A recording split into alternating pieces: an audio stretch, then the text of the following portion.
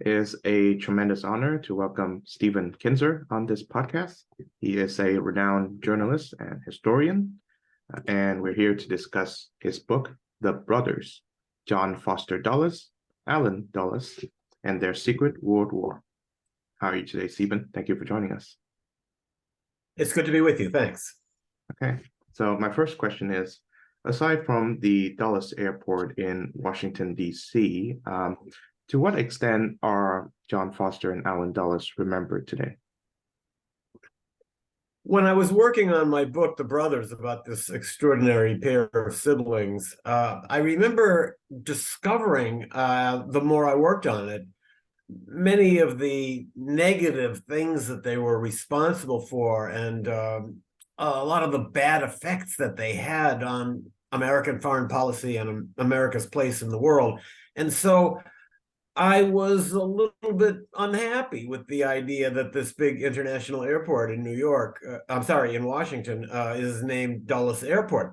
But the more I got into the book, the more I realized that had it not been for that name of that airport, we probably would forget the Dulles brothers all. That's not a good thing. Actually, we need to look back at various figures in our history who were positive and negative, and who most of them blends of both, and try to see what lessons we can draw out of them. So I don't think the Dulles brothers are widely remembered now, but that's unfortunate because they had a decisive impact on the way we live today and the world we live in. So I'll say briefly, John Foster Dulles was the Secretary of State under President Eisenhower, and Allen Dulles would be one of the instrumental figures behind the creation of the Central Intelligence Agency, the CIA. And I would like to quote from your book, these uniquely powerful brothers set in motion many of the processes that shape today's world. Understanding who they were, what they did, is the key to understanding the obscured roots of upheaval in Asia, Africa, and Latin America. So I'd like you to elaborate on that point, please. The United States, in the period immediately after the Second World War, set off on a new era.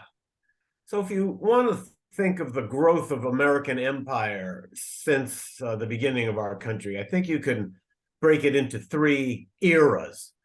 First, you had continental empire, that is, filling up North America. Then, around 1898, we leaped to the second phase, which you could call offshore empire. That's when we took Puerto Rico, we took the Philippines, and we began expanding in different parts of the world. But then only after World War II did we enter what we could call our current phase, which is global empire. I think even today, it's very difficult for many Americans, certainly in Washington, to imagine a world that the United States does not dominate. But where does that come from? The roots of it came in the period immediately after World War II, when the United States decided this was our destiny, this was our fate, this was our responsibility, this was our opportunity.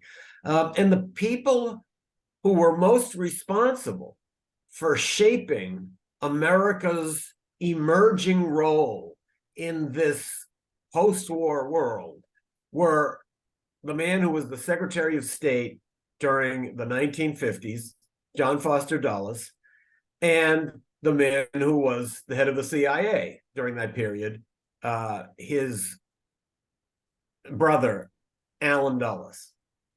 So when you understand those two figures, you come to grasp why we got to where we are. There isn't a major conflict in the world that's been going on for a longer period that doesn't have something to do, or some of its roots, back in the period of the Dulles brothers. So Foster Dulles was Secretary of State, therefore commanding the overt aspect of American foreign policy. And Allen Dulles was the head of the CIA, so he was commanding the covert side of foreign policy. These two worked together. They believed everything the same. and they were able to mobilize both the diplomatic might of the United States and its covert might. Don't forget that before these guys came to power, the CIA was a very young agency and it had never overthrown a foreign government.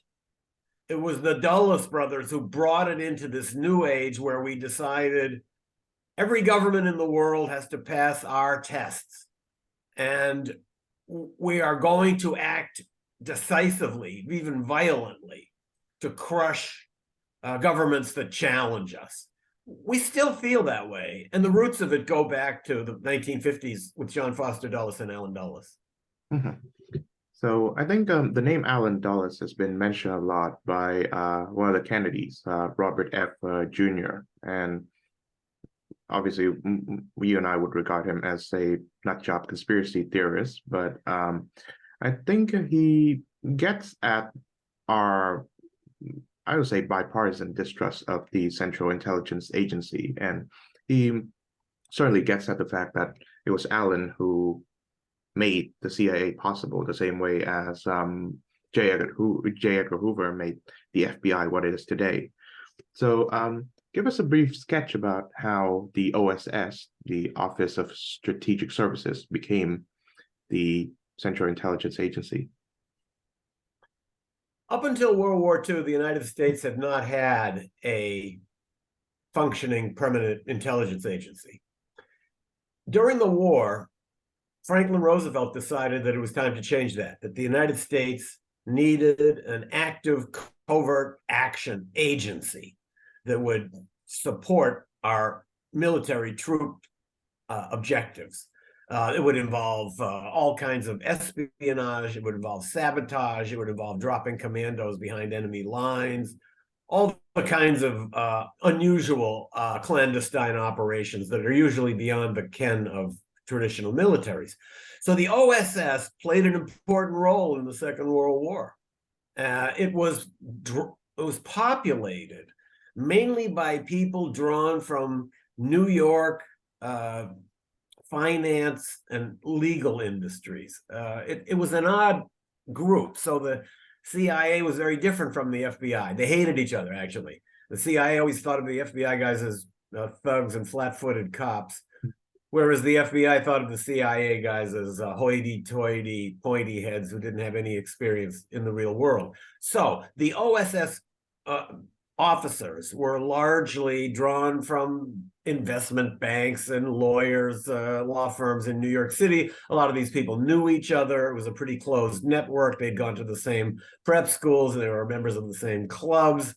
In fact, the OSS was sometimes described comically as standing for "oh so social," because the people came from that same social group. So the war ended.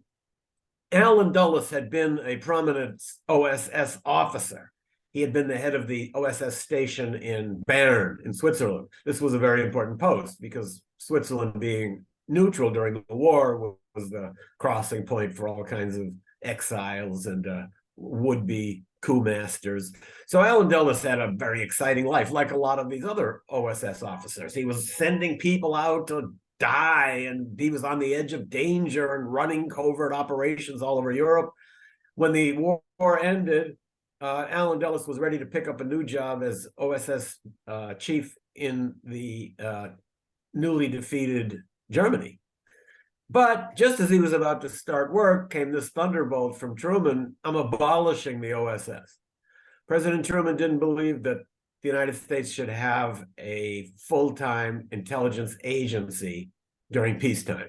So he abolished the OSS. And suddenly Allen Dulles and all the guys that he worked with were back in these jobs they hated on Wall Street and around there, working in their investment banks and their law firms. And they spent a lot of time grousing about this and trying to imagine how they could get back into the covert action business. Meanwhile, the Korean War was exploding and tensions were growing in different parts of the world. And so President Truman was finally persuaded that it was time for a peacetime covert action agency. And Allen Dulles was actually a co-author of the National Security Act of 1947. That was the act that created the CIA. And there are a couple of very interesting aspects to that law that are important to understand to figure out why the CIA became what it was. First of all, there had always been a tradition in security services, in clandestine services, and especially in the British Secret Service, which was considered to be the gold standard, that you always have two pieces of intelligence that are totally separate. One is analysis and intelligence gathering. And then there's covert action. That's something very separate. And it was always the idea of security services that you don't want to mix these two. If the same people who assess threats are the ones who also go out and stage coups if the threats are determined to be acute, then probably every threat is going to be found to be acute. So don't put those in the same agency. Well, in the CIA, they were. So that was a big breakthrough that gave the CIA considerable power. And secondly, in the law creating the CIA in 1947, there's a clause, a sort of vague list of things that the CIA could do.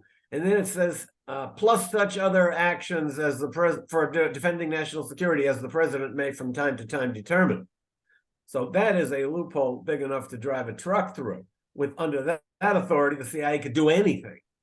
And Allen Dulles skillfully worded that bill so that by the time he became director of the CIA 6 years later, the agency had immense powers. He had the ambition to use those powers, and he had a president, Dwight Eisenhower, who was very interested in every aspect of covert action and wanted to encourage him in every way he could. So there's a quotation from Samuel Huntington, which I would like to bring up, in that he says the promotion of liberty abroad requires the expansion of American power, but the operation of liberty at home involves the limitation of American power. So I wonder, where do the brothers Dulles side on this issue? Do they believe in the expansion of American power at the expense of American liberty or the liberties of non-American peoples? Definitely, the Dulles brothers came from a political tradition in which it was assumed that American power was always positive, that where America was, there was freedom, there was liberty. Where America wasn't, there was darkness and chains and slavery. It was their view that American intervention always helped people, but even if it didn't, it was still a good thing because it increased the power of the United States, and that by definition was good for everybody. So the desire to control events all over the world is motivated by a variety of factors, but certainly a contempt for non-white people has always been an important part of the colonial enterprise. The Dulles brothers were no more racist than many people of their class and generation, but that was a considerable amount of racism. Don't forget that the whole tradition of American intervention abroad, going back to, say, the Philippines War of the early part of the 20th century, is filled with brutal episodes. And that's true for other colonial powers as well. You can only do that when you feel that local people deserve to be subjected because they don't know well enough how to run their societies.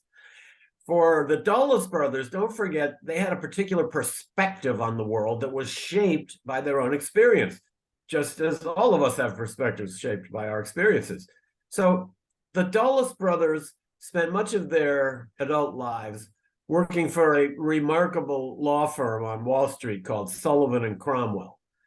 This law firm had a specialty, and that was protecting American corporations working abroad. And just about every major American multinational corporation hired Sullivan and Cromwell as their international lawyers. And the law firm was essentially in the business of going to foreign countries on behalf of their clients and telling the leaders of those countries, you have to accept certain conditions. In other words, making them the proverbial offer you can't refuse. So when the Dulles brothers came to power, they saw the world from the perch of Wall Street. Freedom for them, freedom in other countries, meant the freedom for American corporations to operate the way they wanted. It wasn't anything to do with the freedom for local people who they often thought of as children who couldn't be trusted with the idea of freedom. So their view that accepting American corporate power was what every country had to do came from their experience and shaped them and shaped American foreign policy all during the 1950s. And I think you can say to a certain extent, it continues to shape it today. Mhm. So, of course, the brothers have significant family members who work in American foreign affairs. The first one being John Foster, their grandfather, who was the Secretary of State during the administration of Benjamin Harrison, and Robert Lansing, whom you refer to as Uncle Bert, their uncle, who served as Secretary of State under Wilson. So give us a brief sketch on how these two men influenced the brothers' worldview.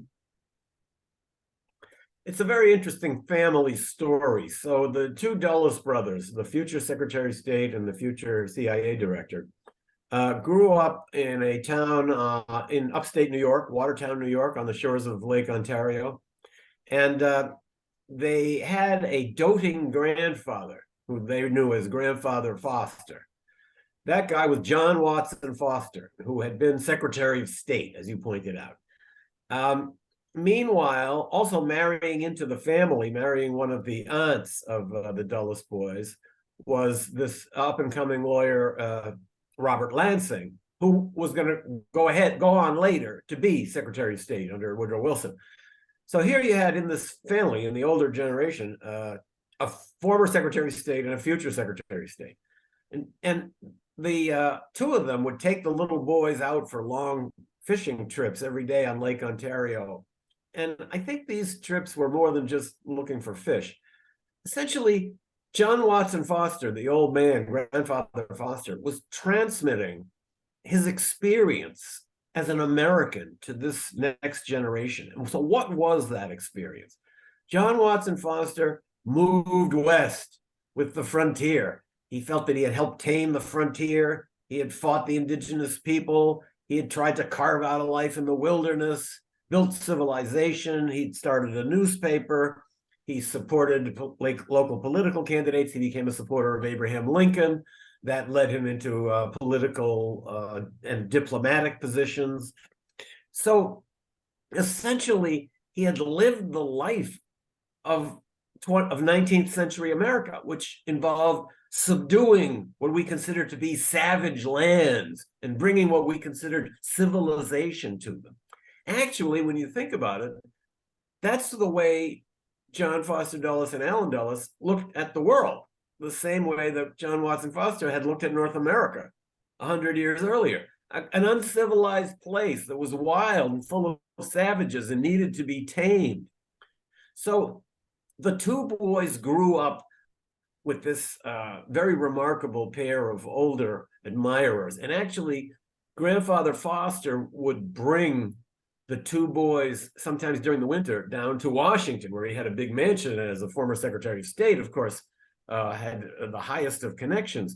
So these two boys, when they were 10, 12, 14, were sitting at dinner with William Howard Taft and Woodrow Wilson and all sorts of foreign ambassadors and senators. They didn't speak, of course, but they had the chance to absorb the attitudes and the habits of the American ruling elite. So these experiences were very formative for them. And there's another little detail that I found when I was researching the brothers. After those dinners were over, everybody would say goodbye and the two little boys would go up to bed. But Allen Dulles, Allie, as he was then called, the younger brother, the future CIA director, didn't go straight to bed. He'd go up to his room and he'd start writing. And he was writing a report about the dinner that he had just attended. And he would write down everybody who was there, what they said, and what he thought they meant by what they said. And so, in a way, I think you can see him developing the inclinations of an intelligence agent, uh, even at such an early age.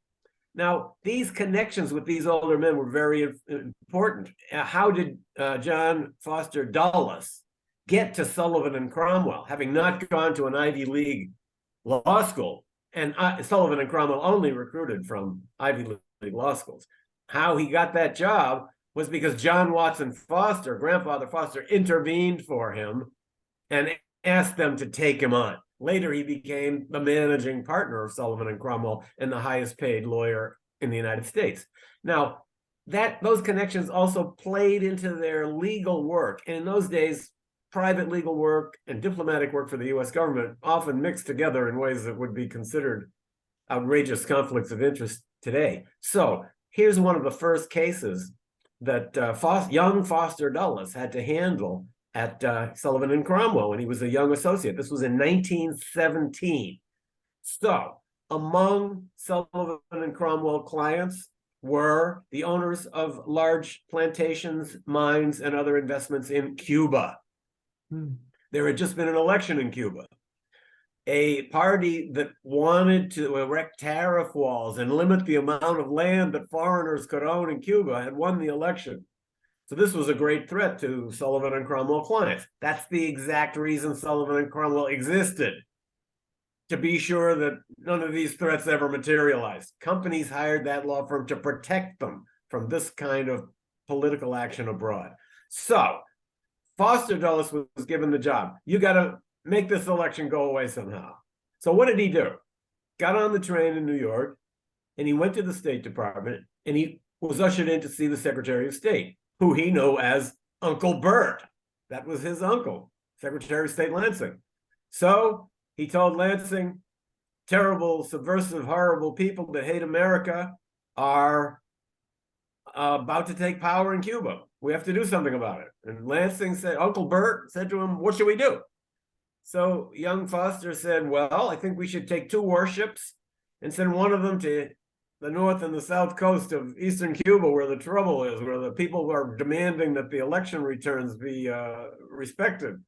And once we do that, we can land some Marines and people will understand that they shouldn't be protesting the fraudulent election that put our friends back in power.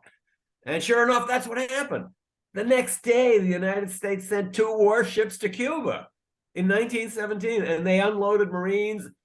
And those people who were protesting that we actually won the election realized it was fruitless to protest against the US Marines. So here's a way that Foster Dulles, even as a young man, was seeing the interest of giant American corporations and the diplomatic interests of the United States as one and the same.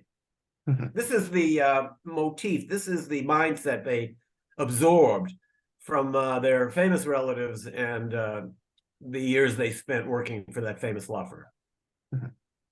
I think a forgotten chapter of American history, and we'll be touching on a few of them in our interview, is during the administration of Benjamin Harrison, the Kingdom of Hawaii was annexed by the United States. And I wonder, as Secretary of State, to what extent was Grandpa Foster responsible for that? The U.S. seizure of Hawaii in 1893 was one of our first audacious acts abroad. So we promoted the overthrow of the Hawaiian monarchy in 1893. And the installation of a government that was pro-American and run by white people. 5 years later, in 1898, the United States took the next step and actually annexed Hawaii and made it part of the United States. So there were 2 different secretaries of state during the time that we were involved in the project to overthrow the monarchy in Hawaii. John Watson Foster was the Secretary of State at the time of the consummation of that act. And he had a wonderful and I think very revealing comment about why he thought it was the right thing for the United States to promote the overthrow of a government by Hawaiians in Hawaii and replace it with a government of white people in Hawaii. And he said, I'm paraphrasing him now, but he said something like, the local people showed no ability or interest in the idea of developing all the resources that God had given them. This is such a wonderfully Western idea. Essentially, they saw the lands of Hawaii as potentially very profitable, but the people who lived there were not even interested in profit. So that showed how backward they were. If there's land out there that can be exploited, then it seems almost criminal, according to this mindset, not to exploit it. And the fact that people lived there who were more at harmony with the land and didn't want to turn it into large farms or large mines seemed to us only to confirm the fact that they're so backward. They can't govern themselves because they don't even realize the wealth that they have in their land. They're not using it. They're not getting themselves rich. Of course, for the Hawaiians, Native Hawaiians in those days, getting rich was just not a concept they even understood. So there was a huge cultural gap. But from the view of people like the Dulles brothers, it wasn't just two interesting but very different cultures trying to understand each other. It was one culture that definitely considered itself highly superior, and another one that it held in complete contempt. So the fact that John Watson Foster was involved in the overthrow of the Hawaiian government is an interesting precursor to the fact that his grandsons, John Foster Dulles and Allen Dulles, would be involved in the overthrow of various governments and attempts to overthrow many more around the world. So, do they have similar views in regards to American power and national security, or do they diverge in some significant way? It's interesting. The two Dulles brothers were very much in line ideologically. They were just complete peas in a pod. Whatever one believed, the other believed. They saw the world in the exact same way. They were shaped by the same forces. This imbibing the legends of the frontier, exposure to political elites at the highest level, and also deeply religious Calvinism. The father was a clergyman. They came from a long line of Presbyterian and Calvinist clergymen and missionaries.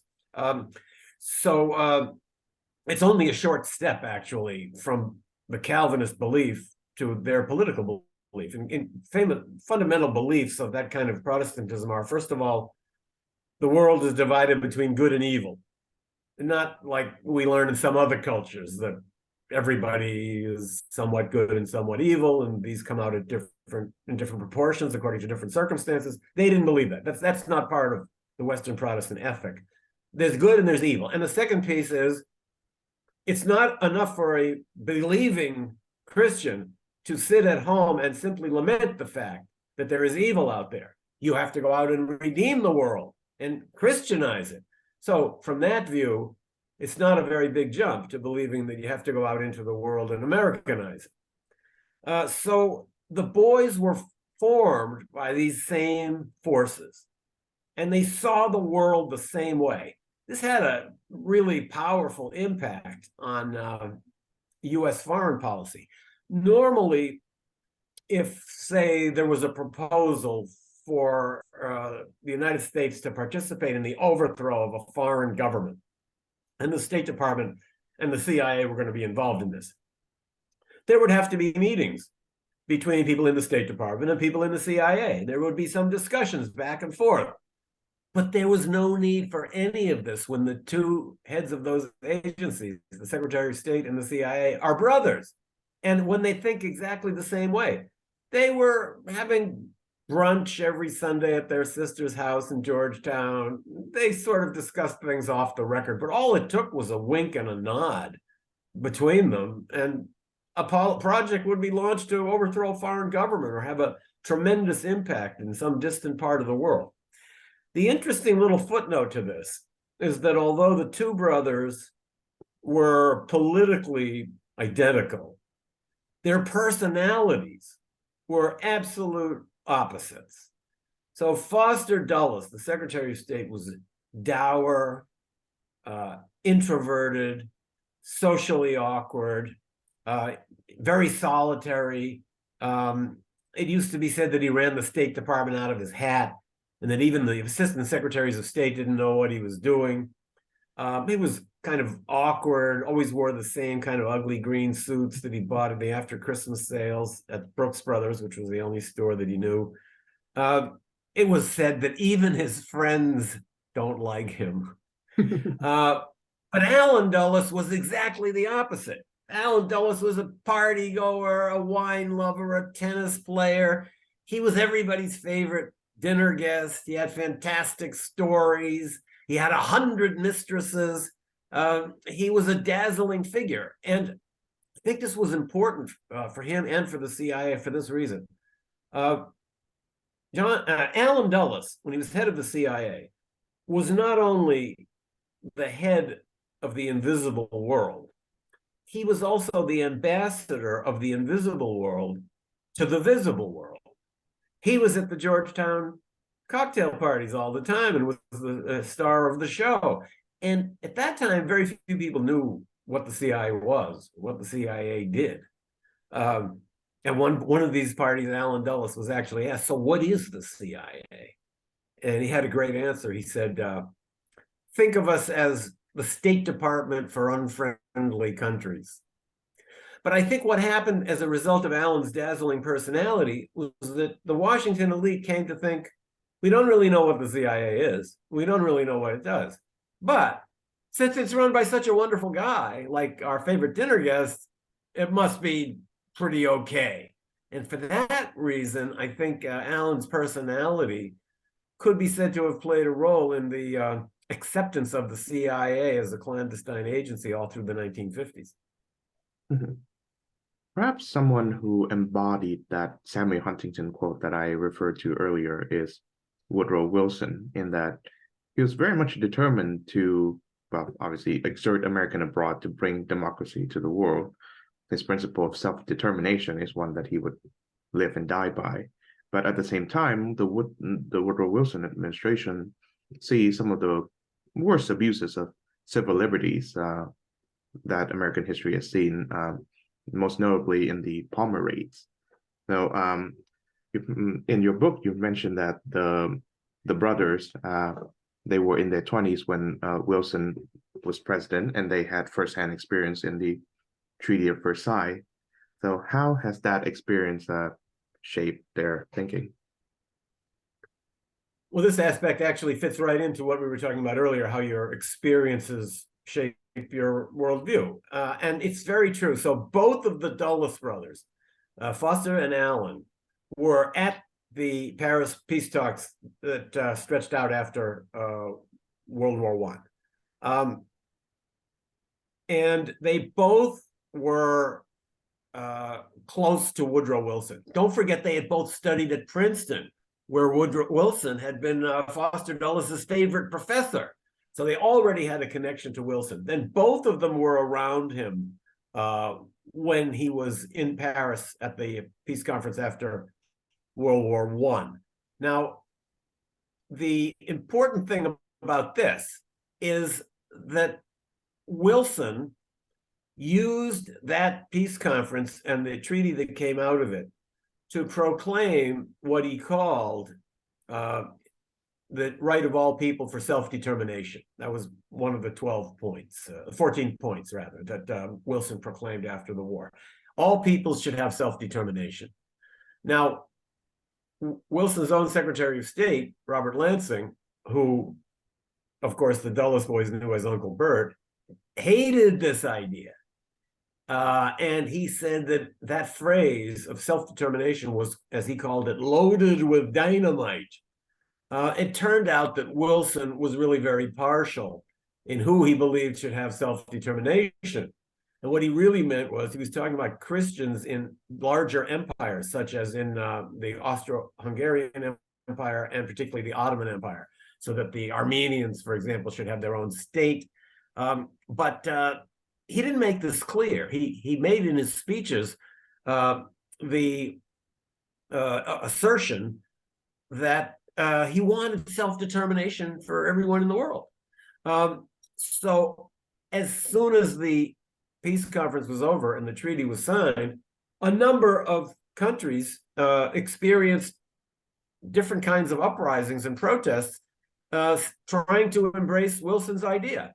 For example, in Korea, in India, where this was a spark for the first of Gandhi's protests, in Egypt, in Ireland, there were protests, and suddenly everybody said, hey, Wilson said we could be free. But it soon turned out Wilson didn't mean that. He wasn't going to allow, for example, the United States to support independence for Vietnam, which the Vietnamese had asked for, because of our relationship with France. It wasn't possible. So finally, Wilson was unveiled as very hypocritical. So he said he wanted self-determination. But actually, when he realized that self-determination meant that people would have to break away from their colonial overlords, he decided he didn't mean that after all. That caused a lot of upheaval in the world. And I think one of the effects might have been on the Dulles brothers to convince them once again that self-determination, it's not a good idea. It brings you into a lot of trouble because self-determination also means countries, if they're not going to be controlled by outside powers, also means they're not going to be controlled by the United States. Self-determination can also mean a loss of American power, and it often would. One of the things the Dulles brothers hated when they were in office is neutralism. You know, in the Cold War, there was this Manichean dynamic that there were countries on one side and countries on the other. But so many nations, particularly in Asia and especially Africa, were emerging from different forms of colonialism at that time. They didn't want to participate in the Cold War. They had been grossly underdeveloped during the colonial period, and they wanted to devote their attention to developing their own countries.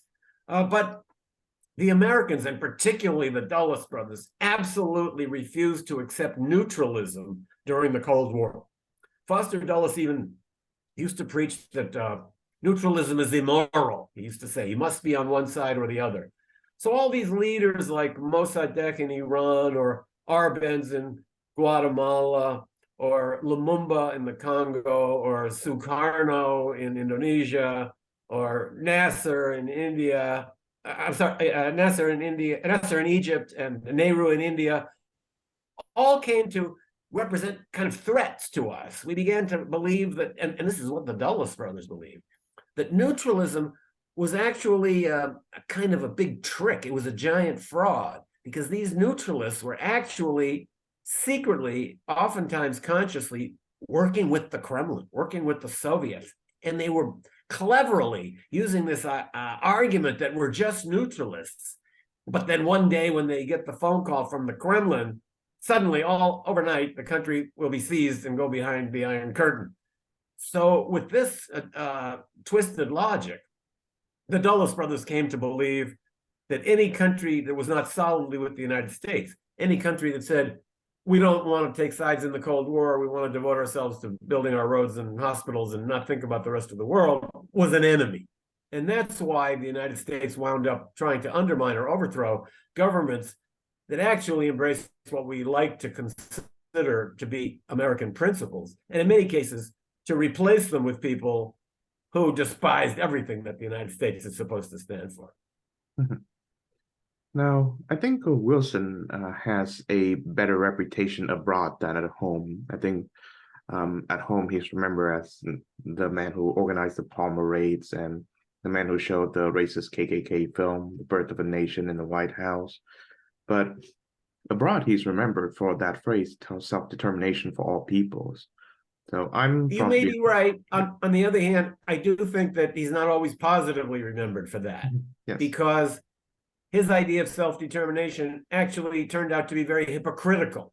And I think one of the things it did for some people in the world was to give them a jaundiced view of the United States. And I'm going to give you one example. Ho Chi Minh, the leader of the Vietnamese war against the Japanese, the Vietnamese war against the French, and the Vietnamese war against the United States. Ho Chi Minh, under a different name, actually was at the Paris Peace Conference where the Dulles brothers were. He wanted to go and see Wilson. and present him with a manifesto asking for independence for Indochina. And in fact, by one account I read, he actually rented a like a tuxedo to go and see Wilson. He never got to see Wilson, but he did deliver his manifesto to Colonel House, Wilson's chief aide. And then when it turned out that his appeal was not included, or his case was not referred to in the final treaty, he sent that document, that treatise, that broadside that he had presented to Wilson back home to Vietnam, and it set off independence riots against the French. So even then, Wilson's hypocritical use of that phrase, self-determination, was setting off trouble around the world. Nonetheless, I do think that the Wilson influence on the Dulles brothers was especially important because Wilson embodied the idea that the United States is uniquely endowed with the wisdom and the foresight to shape the world. And indeed, when Wilson arrived in Europe, being the first president ever to go there or even to leave the country, he was greeted like a demigod. Everybody worshiped him. Now, that didn't last very long. It never does. On the other hand, the Dulles brothers would have seen at least some expression of reaffirmation for their own belief that the whole world is just waiting for America to come and show up. And they certainly believed that for their whole lives. So yeah, I am from Vietnam, and I do read in the history books about Ho Chi Minh's visit to the Versailles Conference. I think it is true that the phrase national self-determination still has resonance in the world today, and it can be seen in, well, now the Ukrainians fighting for their freedoms against Russian aggression. So in some ways, even though Wilson maybe didn't mean it in the fullest sense of the word, other peoples have heard it and were inspired by it the same way as the French Revolution inspired the people of Haiti. That's certainly true. The United States has been an inspiration, but also a disappointment. And I think this is one example, but I can give you another one that very directly involves the Dulles brothers. So during the Second World War, President Roosevelt gave a series of what were called fireside chats. They were radio broadcasts. And he did them on a very important topic, which was called Why We Fight. So we're at war in Europe. Why are we doing this? Why are we at war? And Roosevelt, unlike other presidents we've had during wartime, really took the time to try to explain to Americans what the war meant, what it was about. And what his central theme was, we're fighting dictatorship. We're fighting the idea of tyranny. We're fighting for self-determination. We're fighting for the right of people to be free and shape their own lives and their own governments. Now, these speeches by Roosevelt during the Second World War were broadcast in many other countries. And they were inspirational. Guatemala is an example. In 1944, just as the war was coming to an end, after Roosevelt had delivered speech after speech on this theme, school teachers led an uprising. The next thing you know, Guatemala was in upheaval. The old dictatorship was overthrown. And for the first time in Guatemalan history, there was a democratic election and a popular figure became president of Guatemala. And in his inaugural address, he quoted Roosevelt. But then what happened? The war ended, the Cold War began, and the Dulles brothers came into power. They looked at Guatemala and they said, this country is having land reform as a result of its own self-determination. Now they have democratic elections. They have a government that has to respond to the popular will. The popular will is, it's not fair that the United Fruit Company has hundreds of thousands of acres that it doesn't use when there's so many Guatemalan poor families that are starving. So they're putting in a land reform act that bothers the United Fruit Company. Well, the Dulles brothers staged a coup in 1954 to overthrow that government, a government that had originally been inspired by Roosevelt's principles. And I think what you see in this case and in a number of other cases is that you have leaders emerging in many parts of the world who were inspired by Roosevelt and who thought that the New Deal that Roosevelt promoted in the United States could be a good model for their own countries.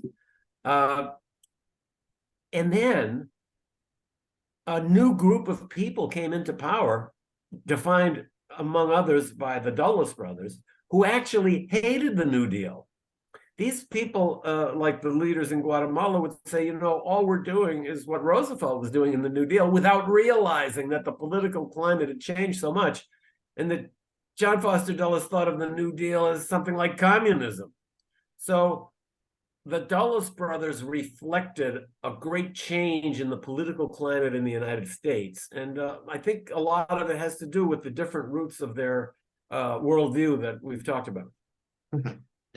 I think a concern that is raised by the fringe left and the populist right of American politics that I think should be taken seriously. I know that Kennedy Jr., Robert Jr. has raised this concern in that there are these three branches of government that we all know, the legislative, executive, and judicial, but they allege that there's a fourth branch, the unelected bureaucrat, or what the right calls the deep state, which runs decisions that are, well, unaccountable to the American public. I wonder, to what extent have the Dulles brothers, one in the State Department, one in the CIA, neither of them being elected by the American public, help build these institutions that are not accountable to the democratic concerns? Allen Dulles is the central figure in the entire history of the CIA. He's the one who created the idea of a permanent peacetime intelligence apparatus that would work for the United States around the world. The clandestine sphere, as we know it now, which is so even more immense than anybody can know, is an outgrowth of what Allen Dulles began in the 1950s. There were efforts, even during his period as head of the CIA in the 50s, to limit the CIA. In the mid-50s, Senator Mike Mansfield introduced bills to allow the Congress to establish an oversight committee that would have subpoena power to call in CIA officers and ask them questions, and could subpoena the books of the CIA. Eisenhower said that this law would be passed, quote, over my dead body. Nobody wanted anything like public oversight or congressional oversight of the CIA. Eisenhower was a great promoter of this. Nobody knew this at the time, of course, but he was a tremendous supporter of covert action, and that gave Allen Dulles the freedom to create the organization that, I repeat, is the beginning. It's the start of everything that we know today as the intelligence community. It's grown beyond anything that even Allen Dulles could have imagined. But there's no doubt that that kind of complex of forces that sometimes are called deep state, or that relate to the various intelligence and surveillance agencies of the United States that work both at home in the United and around the world, are outgrowths of Allen Dulles's original concept. Here's the guy that not only was the head of the CIA for the longest period of any CIA director at its most formative period, but he actually wrote the law that created the CIA. So the clandestine sphere that is so much of a part of life in the world now is really, in the United States, an outgrowth more than of any other person of Allen Dulles. So Eisenhower was quoted at the beginning of the movie JFK, based about another member of the Kennedy family, and he was warning Americans about the dangers of the military-industrial complex, which there's some validity in his statements, to be sure. But given who Eisenhower is, I cannot help but question, well, while you were the most powerful man in the free world, why didn't you do anything to stop it? Under your administration, the brothers did whatever they could to, to promote and to raise up the military industrial complex, and you sign up on it. It's interesting that when Eisenhower was preparing that speech, instead of using the phrase military industrial complex, in the original draft, he had written military industrial congressional complex. But he thought he should cut out congressional because maybe members of Congress wouldn't like that. So it's a very interesting speech. And the phrase military industrial complex has come into our vocabulary, and it's a good one. But I think there's something more to that speech than meets the eye. So Eisenhower had a security and defense policy that was called the New Look. And what he defined the New Look as meaning, it was two pillars, two basic principles. Number one, a smaller standing army. Eisenhower was a budget cutter. That's what Republicans were in those days. So smaller army. Second pillar is strong nuclear defense. So you have nuclear weapons, so you don't need such a big army. That was the New Look. But we now know that the New Look was not actually based only on two pillars, but there was a third pillar. And the third pillar was covert action. So it's true that Eisenhower was worried about military deployments. I mean, he made an amazing decision when he first came into office. He had won the presidency in part on his promise that if elected, quote, I shall go to Korea. And people thought, well, here's the guy that defeated the Nazis in Europe. He can certainly defeat the communists in Korea. I think it was an important part of his campaign, an important part of his victory. So after the election, even before he took office, he did go to Korea. And Foster Dulles went with him. And at that time, there was a stalemate. There was a ceasefire in place. And Foster Dulles told him, you have to tell our troops to crash across the ceasefire line and go into China and not stop, quote, until we have taught China a lesson in front of all of Asia. So Eisenhower heard that. Then he spent several days in Korea. He met with military officers and civilians. And then he announced, we're not going to do anything. We're just going to accept the ceasefire. Essentially saying, half the country is going to be communist, but it's okay. And the reason he said that was because he said, we cannot get involved in a land war in Asia. People wrote that if Truman had made that decision, he would have been impeached. It was only Eisenhower's military credentials that allowed him to do that. So he prevented what could be a huge war between China and the United States. But Eisenhower was also a huge supporter of covert action. Now, why? We don't know, because he never spoke about it. He never confirmed that he liked covert action or even knew about it. I think Eisenhower was the last president who really believed you could do these things and nobody would ever find out.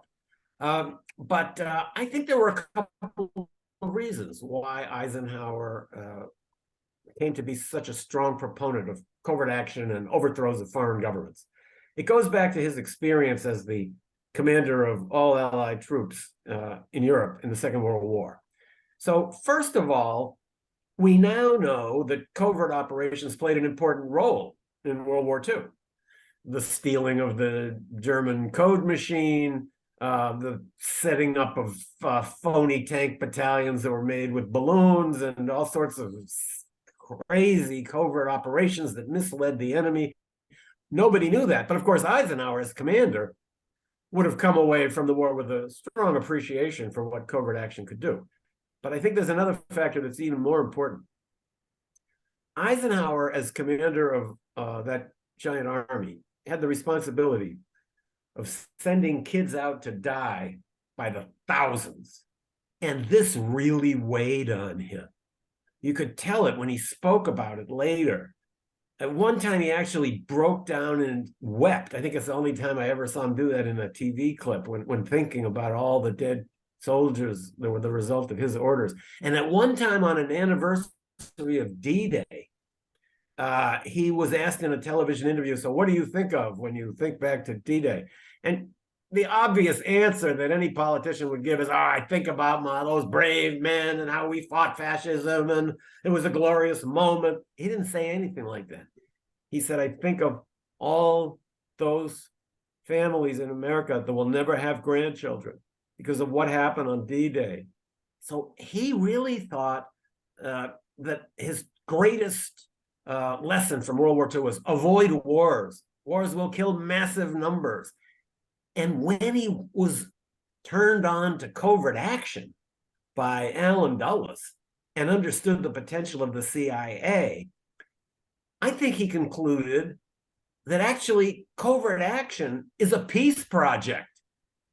If we don't overthrow that land reforming government down in Guatemala, which is probably taking orders from the Kremlin, then later on, we're going to have to send the US Army down there.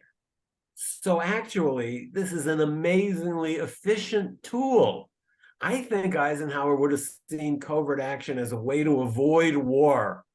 Now, if he were alive today, we might ask him, did you ever think about what might happen in those countries like 10, 20, 50 years later after those political processes were so violently overthrown? And he might say, well, I didn't think about it because you can see that now. You're living in 2023, and you can look back at how these covert actions played out. But when I ordered the first covert CIA operations, there hadn't been any in the past. So I didn't know. I didn't stop and think about long-term consequences. This is very American. And I think the Dulles brothers embodied this. Don't worry. Whatever problems are created by our interventions, we'll be able to handle them. Why? Because we're Americans. We handle things. Don't worry. And I think this represents a kind of not only a misunderstanding, but a contempt for political processes in other countries. When the United States intervenes violently in the affairs of another country, it's doing something like releasing a wheel from the top of a hill. You can let it go, but you have no idea how it's going to bounce or where it's going to end up. If we had not overthrown the government of Iran in 1953, very likely we would not have mullahs ruling in Iran today. So the Dulles brothers were very unimaginative, and they had this built-in American sense that everything will go well. Don't worry. We're Americans. We're super powerful. And don't predict problems. We can see this even in the run-up to the Iraq War. Nobody wanted to hear, so wait a minute, after the war is won, what are we going to do? Then how are we going to protect security? How are we going to protect the water mains? No, when you ask those questions, you're just making it seem like there's too many problems. And I think this is one of the reasons America gets into trouble in the world, that we have this exaggerated view of our own ability to impose ourselves on the march of events. And there probably were very few people in American history who embodied that attitude more than John Foster Dulles and Allen Dulles. I think that leads me to the final question, that being, I certainly believe that, having read your book as well as talking to you right now, that the Dulles brothers really embodied the American mentality when it comes to fighting the Cold War. In that, in one hand, you believe in these principles that make America great, genuinely so. Freedom for all peoples and Republican government and so on and so on. But you do not hesitate to use cloak and dagger covert principles, unethical methods to, in some sense, achieve your objectives. And I certainly believe that after the Cold War, the American establishment, so to speak, Republican or Democrat, share this view. So why don't you tell us more about that? Well, it's certainly true that there's a consensus in the United States that the world needs us. The whole world is waiting for America to provide guidance. And this is also partly a result of our inability to process our past experiences. We've fomented trouble in many parts of the world, but we're not able to look in the mirror and ask ourselves what our own responsibility was. So the Dulles brothers typified some themes that are not only deep in the American psyche, but also deep in human psychology. One of those is moral hypocrisy, the tendency to judge other people much more harshly than we would judge ourselves. Another is groupthink. You want to go along with what everybody else is thinking. There's something called confirmation bias, which makes you more readily accept the views that conform with what you already believe than those that seem clear but contrast with what you believe. The fact is, our minds are just not wired to be changed by mere facts. The Dulles brothers really typified this. They couldn't think outside their own mindset. And I think they, in some ways, represent some of the negative qualities of Americans, a kind of an arrogance, a sense that we are, as Secretary of State Madeleine Albright put it, the country that, what did she say, stands taller and sees farther than others. You have to stop and ask yourself how people in other parts of the world think about that. And as time passes, you'd like to think that the United States would move on to new phases. But it seems that in American politics, there's always votes to be won by seeking out an enemy. It's a very old theme. When troubles are at home and when there's disunity at home, you find an enemy. The alacrity with which we have turned on China now, and to a lesser degree on Russia, harkens right back to the worst days of the Cold War. It's not an accident that people are now saying that the period we're in today is a new Cold War. In order to understand what that means, you have to understand the first Cold War. And to understand the first Cold War, you have to understand John Foster Dulles and Allen Dulles. And that's why I wrote The Brothers, as a way to present their stories, both as history, but also as enriching for our understanding of the world today. Well, on that wonderful note, thank you very much, Stephen Kinzer, for joining this program. Thanks for having me.